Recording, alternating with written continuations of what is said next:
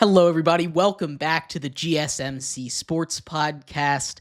I'm your host, Jeremy Lapidus, today joined by Nolan and Mehrob. There is a lot of stuff to get into in the world of sports, lots of basketball news. The Pacers take a vital game 3, go up 2-1 in the series. Teams that take that untying Game 3, make it 2-1 in the series, win 81% of the series going forward. A massive game over there for them. We'll talk about the Knicks head coaching search. They've been denied over and over again for all of their top candidates. We'll take a look at who is left and where they might go, as well as potential trades for Kevin Durant, the top 5 teams that are expected to be in the running for him, what kind of stuff they could offer for him, Shamar Stewart updates, and so much more. But before we get into that, remember, if you would like to be an even bigger part of the show than you already are, all you need to do is go to gsmcpodcast.net.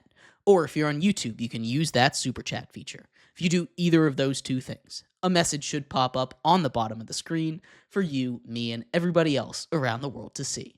If you do have a burning question about sports, anything at all that you would like to ask, go ahead and throw that in the comments. Throw it in the chat. I will get to it as soon as I possibly can. I appreciate everybody so much for sticking around, talking some sports with us here on a beautiful Thursday, June 12th.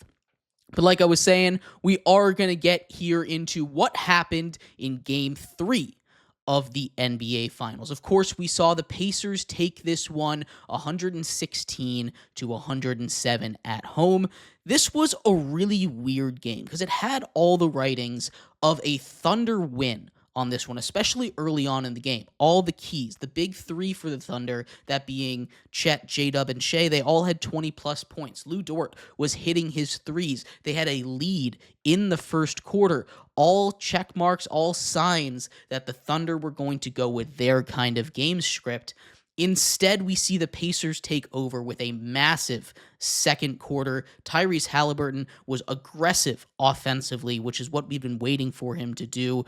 Mehrob, what is your takeaway from Game 3? Well, it just feels like last night's game was really what we expected the series to be.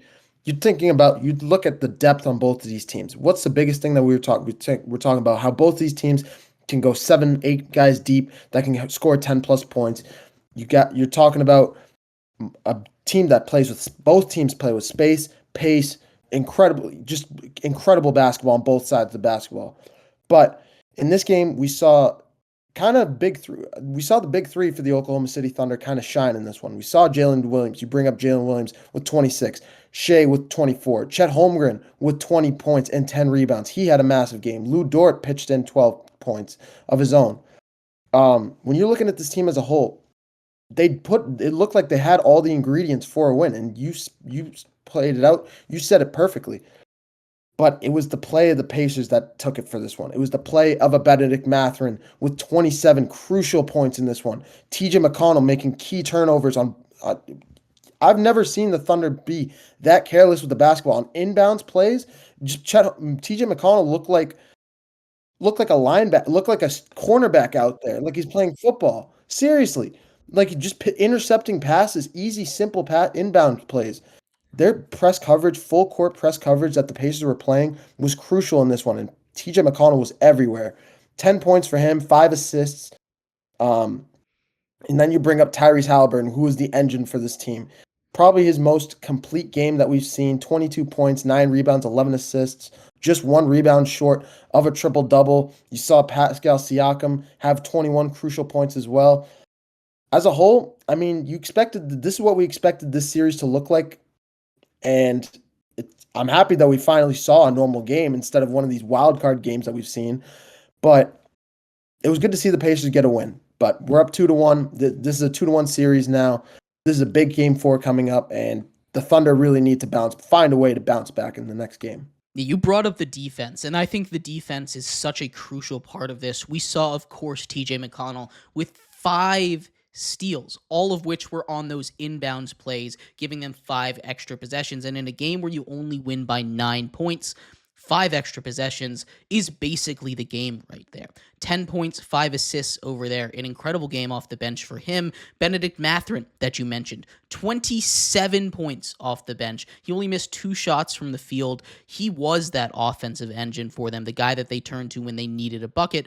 But back on that defensive side, Obi Toppin, Miles Turner, Andrew Nembhard, those guys were amazing. Nembhard on Shea all game long. When you can hold down the MVP to less than 30 points, a guy that was averaging 36 points per game this series, you get him. You get a little bit of that block for a bunch of big blocks from Obi Toppin, from Miles Turner, especially late in that game.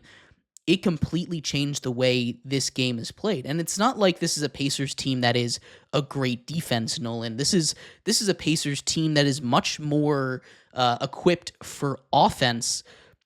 What did you see that was different about this Pacers defense in this game as opposed to some of the others? And was it just because they were at home, or was it something else? Being at home definitely helped, having that home crowd environment. Home crowd advantage has been, a well-known factor throughout this entire playoffs. The teams that are at home are winning more. It's just a fact. If you look at the wins compared to the home versus away, home teams are winning more, louder environments, especially the teams like the Thunder and the Pacers. These are the teams that are, have the most diehard fans. They have they're the teams wearing the shirts.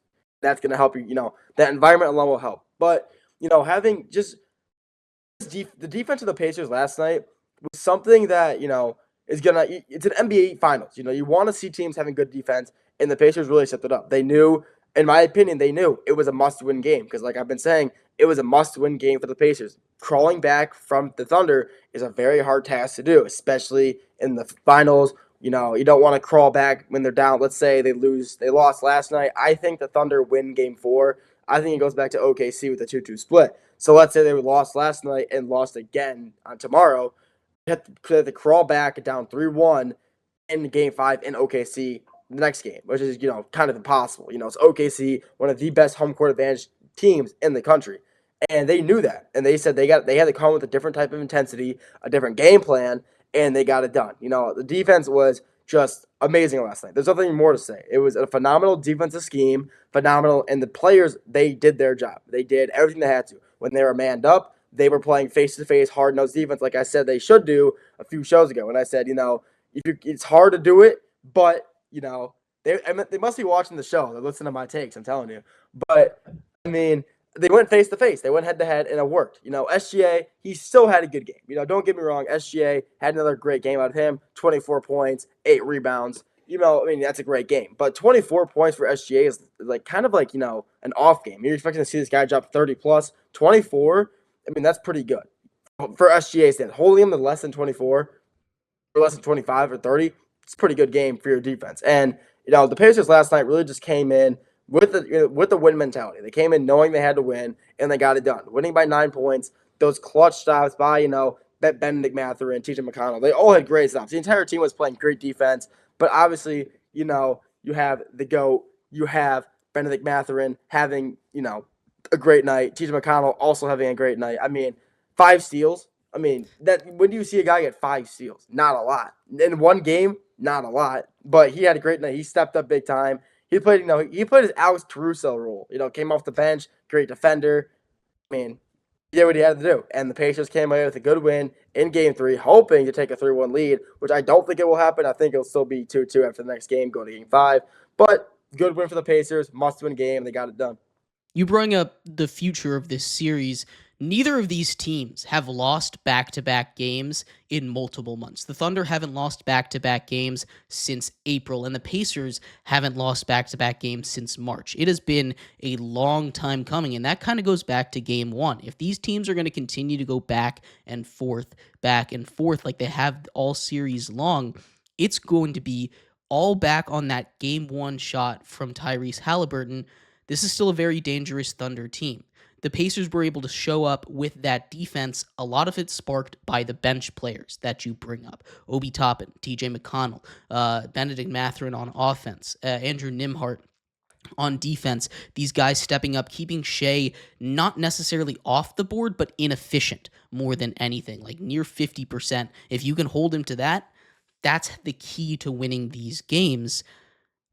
But it's also been the key for this whole series is those guys off the bench, right? Aaron Wiggins in game 2, right? In game 3, obviously, you have all the guys that we've brought up. I've also heard a whole bunch the phrase bench players get up when they play at home, right? We've seen it work both ways back in OKC. Who's going to be that guy that steps up off the bench? Who's going to be the guy that steps up for the Thunder if they're able to tie this series back 2-2?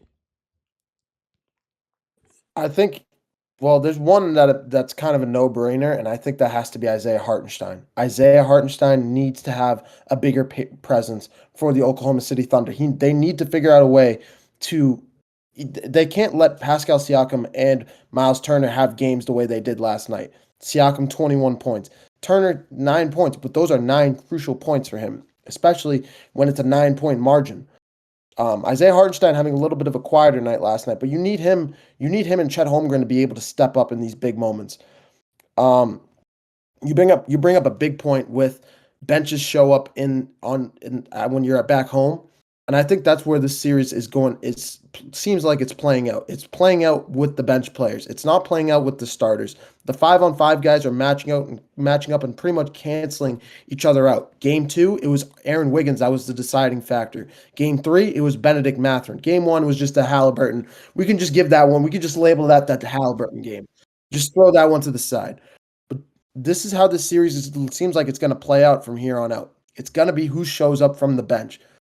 I think the Pacers have massive, I think, advantage on that side, but the Thunder, this was my worry about the Thunder. When you take Shai Gilgeous-Alexander out of the picture, when you put a guy like Andrew Nembhard, who's a great on-ball defender, he just got done locking up Jalen Brunson against the New York Knicks in Game 5. If he can do that to Jalen Brunson, what is he about to do to Shai? He did it in Game 1. Now he does it in Game 3 once again. If you're Shai, you need to figure out a way to score the basketball, but if Shai is not able to get it done, the big 3 showed up, but somebody has to come off the bench and be some sort of a momentum shifter for you. Yeah, the way that they were able to play, especially defense, is my big takeaway from it. They were playing up on Shai. They weren't letting those ball screens get him space so that he was able to drive to the rim. Again, he's one of the most prolific drivers I've seen in my entire life, really. He gets to the basket like nobody else, but they were keeping him away from the basket, making him take a couple steps back. That made him more inefficient, and it led to more turnovers. 19 turnovers for this Thunder team, and that, again, has been another key part of this series. I know Game 1 is a little bit wild because of everything that happened with that Halliburton shot and how the Thunder just kind of didn't play their best basketball, even when they forced 19 turnovers in the first half, 25 turnovers total. They weren't able to convert off those turnovers, but the Pacers, with the way they play, with their ability to hit especially those long outlet passes off of turnovers, it is essential that you don't turn the ball over, especially with that offense that is so explosive.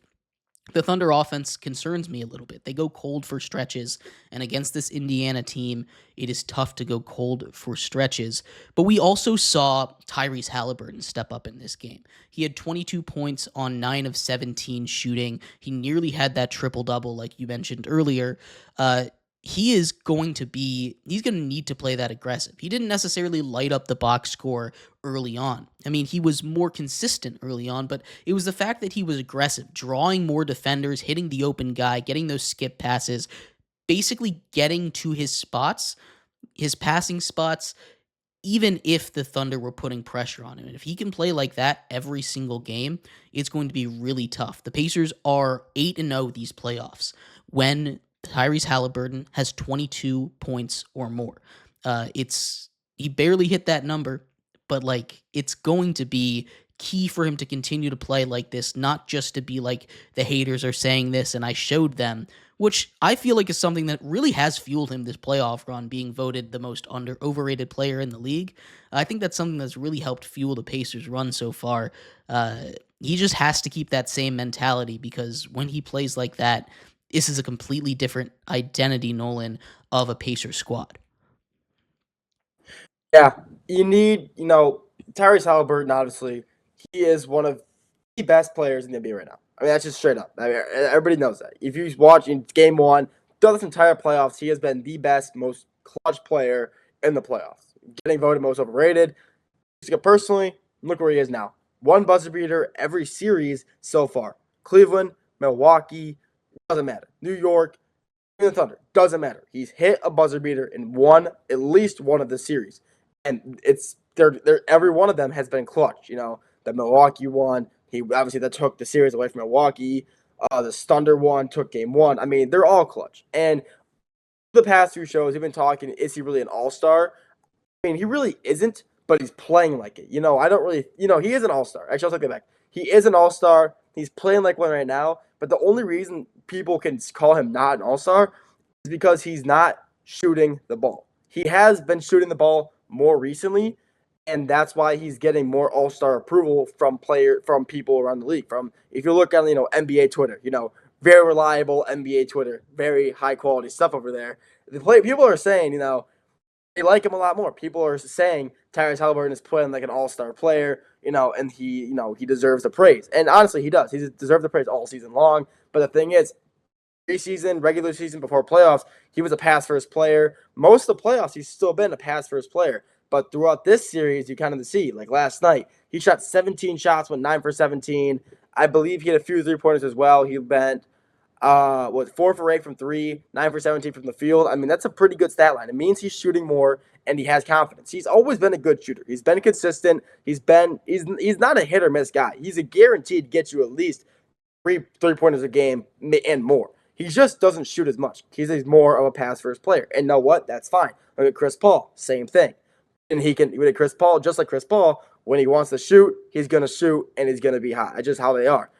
4 generals play the game differently, I guess. But he's a great player. He really has been this whole playoff. He has been, a deciding factor for the Pacers, kind of bringing this team up, being a team that everybody thought was going to be a first on exit, including me. They've crawled their way through, not the strongest Eastern Conference in a while, but one of the best, one of a very good Eastern Conference. It's not no West, but they're playing really very high caliber teams. New York Knicks, New York Knicks aren't the greatest team in the West, but in the East they're really good, and they are a good team in general. Jalen Brunson, Karl-Anthony Towns.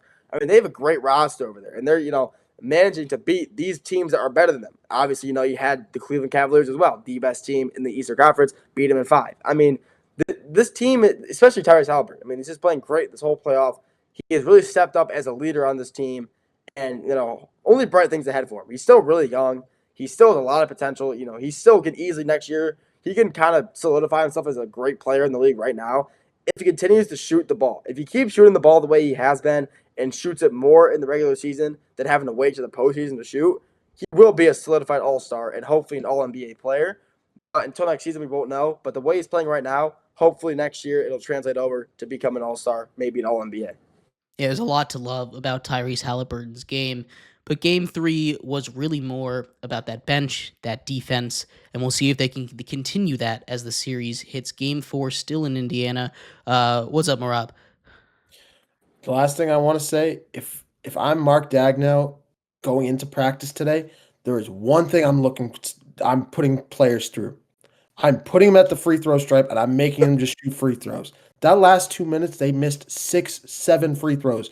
In a 9-point game, when the Thunder are coming back the way they were at the end of that game, and you're missing free throws like that, that is a gut punch to you. So that's just my last take. Thunder definitely need to clean that up. It's like watching Mitchell Robinson at the free throw line that entire last it was bad. It was really bad. I was watching that. I was like, why are these guys missing so much? By the way, these are guards they're following, and they're missing a majority of the shots. It's Jalen Williams. I mean, he's the third option on this team. You cannot be missing free throw shots. I mean, they're literally called free throw. You're alone at the line. I mean, not going to make every shot, but you got to at least, make at least 50%, more than 50%. You can't be going 1 for 2 every time. You got to be going 2 for 2 at least every other time. Game 4 should be a movie, though. We're going to take a quick break. When we come back, we turn our attention to the Knicks head coaching search. A really interesting kind of trend has come along with the Knicks where they seem to only want to poach coaches from other existing teams that already have them as a head coach. We'll talk about what that means, who's been denied, and if anybody really wants that job at all. That's coming up next here on the GSMC Sports Podcast.